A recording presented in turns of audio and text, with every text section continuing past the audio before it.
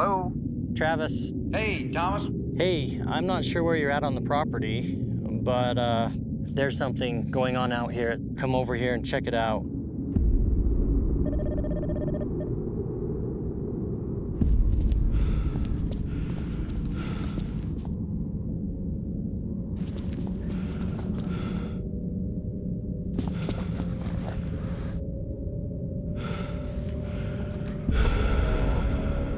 Hey, y'all.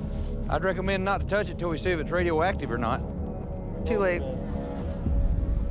Tom and I rolled over just to see if we could see any animal markings on it. No sign of trauma. What in the world? There's no cat tracks, there's no sign of struggle. Middle of the day. It's just dead.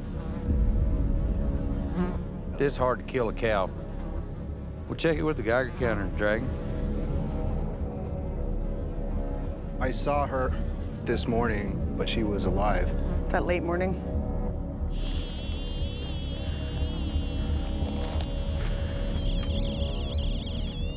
Look at the meters just going crazy. Yeah. Jumping high, then it jumps back to 0. 13, 14, we're at 15, 16. Is it still doing it? It's at 5, it's 18. It just jumped to 18 just then. Jim, are you seeing anything on the spectrum analyzer? Actually, I am. You are? What are you seeing? Something down in the lower areas. So I'm getting some pretty high spikes. Some of the stuff like you saw yesterday. See that? What does this mean? We don't know what it is, but we're seeing it with multiple instruments. So this is something... Something could be happening right now, out of the ordinary. We need to get out of here, guys. Is there really a safe place on this ranch? We're quickly losing places that are safe to go on this ranch.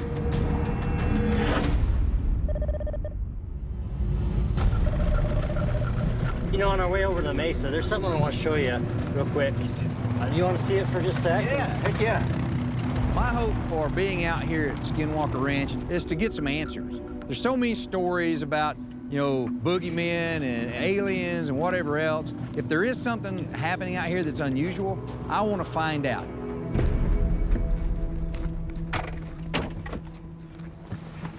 So Travis, a lot of interesting things. So this used to be a very operational ranch where they had the cattle, they would process right here. They had calves in this area. They had bulls in this area. You mean when the Shermans? When the Shermans occupied the ranch here.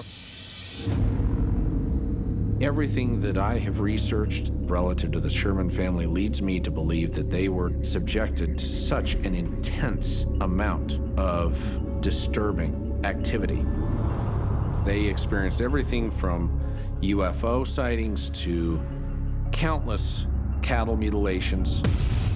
They had beasts or entities that would appear to them. I don't blame them for selling the property. They were terrorized.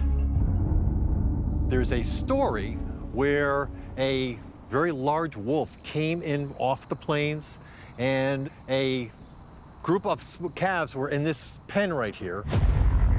The wolf put his head through, started pulling one of the calves out of the fence. The Shermans, seeing that, the father then went inside, got a weapon, and came out and started shooting at it.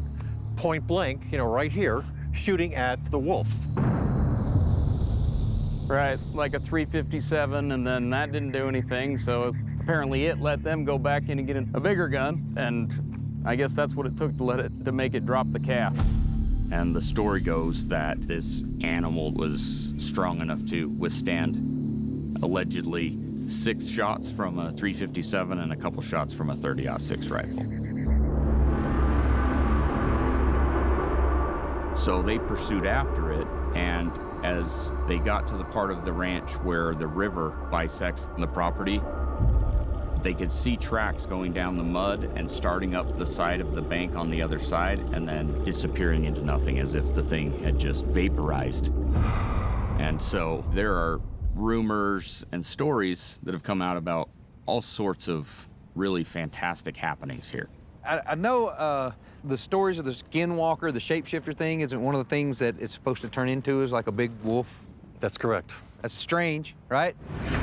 When they talk about the curse of the Skinwalker, back in the mid-1800s, 1860, the Utes and the Navajo, they crossed each other. Unfortunately, the Utes were utilizing the Navajos as slaves. So the Utes and the Navajo got into a skirmish. And because of that, the Navajos cursed this land, which now is the path of the Skinwalker. This shape-shifting spirit. I didn't want to believe this phenomenon is real, but then there was one evening that we were combing the ground, and one of the guards I was with carries like an infrared lamp. And as he was combing the rocks, he pointed out two big red eyes. It looked at me and then it left. Call me what you will, but I personally am not comfortable out here, even with my security background as a military police officer, to be out here alone in the dark of the night.